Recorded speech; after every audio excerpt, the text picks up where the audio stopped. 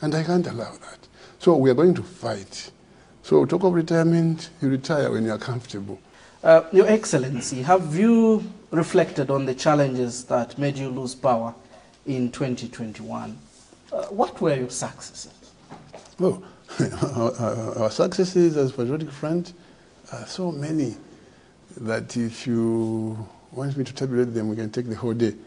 But suffice to say that PF took the country from 2011 to 2021 to higher heights in terms of all economic activities and the quality of life enjoyed by the Zambian people. And I dare say that, unfortunately, this has been lost in the last 3 years. So there's a lot I can tell you about that, but suffice to say,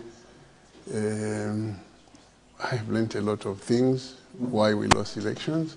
And one of the things I can tell you is that we lost elections. People are saying, yes, there was too much Kadarism. Yes, Kadarism was there. But I can tell you that one of the things which helped our friends win the minds and souls of the Zambian people was propaganda and falsehoods. They told so much lies about me, about PF, about the government, such that we took it lightly and we thought we would bring development to the people, would bring prosperity to the people, and that would help us. But people did not bother to judge us on the basis of the development that we brought. They judged us on the basis of lies and a few misconduct, such as what you've heard to be an issue, that of Kadarism. Your Excellency, just allow me to take you back. Recently, you told the international media that you were under house arrest. Claims that the government has since refuted. How do you substantiate those claims? Well, it's a comparative term, house arrest, and also it's contextual. For example, if I cannot move out of my country, Zambia, to go for medication at my own expense, and I'm pulled out of a plane to say, go back home and die, that for me constitutes house arrest. Mm-hmm. If I'm supposed to travel for a workshop or a symposium in South Korea, somebody comes, put me out of the plane and says, you can't travel, that is house arrest. Regulating where I should go, where I should be, who I should be with, that is house arrest. But we can debate this endlessly. But I can tell you that since we spoke out, there has been a bit of easing on the part of the state in terms of allowing me to move about. But that is not satisfactory, because when I was in Santa, for example, they were trailing us like he wanted bandits, you know, where we went to the lodge, they were all over, and after the meeting, they sort of were chasing us in the name of escorting us. Of course, we outwitted them, we got to Mansawombwe. But at the end of the day, I'm not as free as you are, for example. You came all the way from Lusaka to Lundazi, I came all the way from Malawi. I would do pass. But for me, they want, where is Edgar Lungu? Just the other day, they were in Mpulungu, ransacking lodges left, right, and center, turning them down.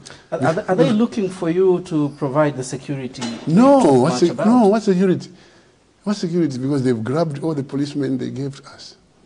They grabbed all the policemen they gave us that I am not entitled to politics, to police protection, because I'm in politics. So why trouble me by sending policemen to follow me? The incident in Kabwe where they said we have been told that you can't be here. That's to speak of freedom of movement. I was visiting a bishop. This policeman just comes and says, you can't be here. Why? No, we are told that you can't be here. So is that the freedom that you want me to say I am free?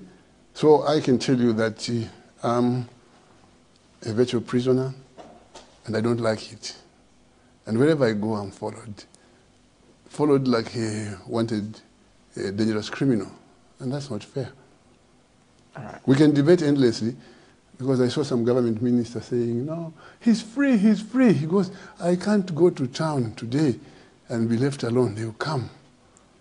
And they will say, no, you can't be here. That I can assure you. But I should subscribe to the perception that I'm free, I'm not under house arrest. House arrest is a legal term, or it can be a political term. I want to be as free as these guys are to go to the market, to go to the cinema theater, to go to the shopping mall, to go to church without let or hindrance. That's what I want. That's the freedom I want, and that's what the freedom I want for everybody.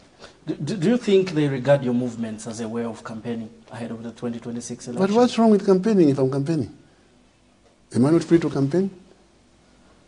Is there any law which stops me from campaigning, if at all?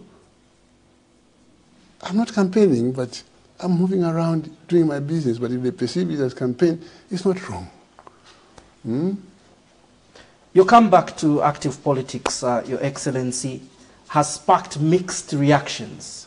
In as much as there are those who are backing your comeback or this particular stance, there are still those who hold a thought of saying you should have retired.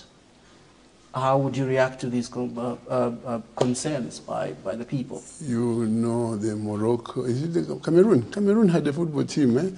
They had a player called Roger Miller. He was their star player.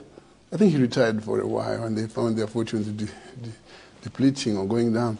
They recorded him from retirement. And I remember 1994, he featured in the World Cup in Europe and in America.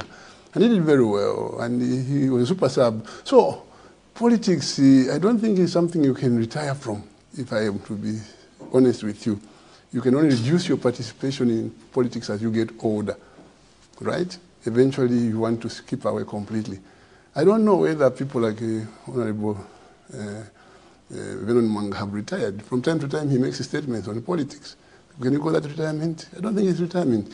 But I've come back to active politics and I will participate because the freedom of myself as an individual, that of my members of the party, that of my family members has been compromised by those who wield powers of the state. Take, for example, what they did to PF. They massacred PF. They dismembered PF.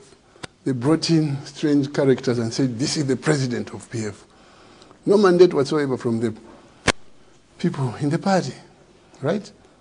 President. And they go in the night, they change fingerprints. The following morning, they go and they register. That is a criminal act on the part of the state. So with all that, you want me to be in retirement? No, I can't. Because PF is what brought me here.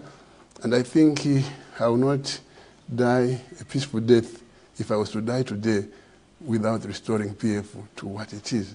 By the way, I've been saying to people who want me to reconcile with the president that, look, the only way we can start talking about reconciliation is for the man to begin restoring democracy.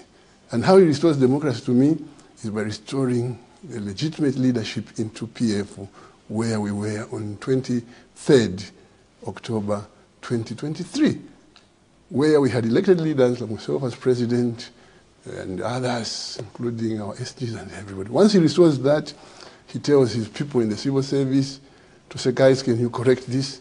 They register record to show the true reflection of the leadership of the party. Then we're on our way to go. They've done that with other political parties as a system, and I can't allow that. So we are going to fight. So talk of retirement, you retire when you are comfortable, that things are okay. But when you're an old man and you see things are being messed up, and you sit and watch the children, no, you put on your warrior garb and you take your spear and your segai and your chamtung and you go and fight with them. That's what they do. So that's what I've done.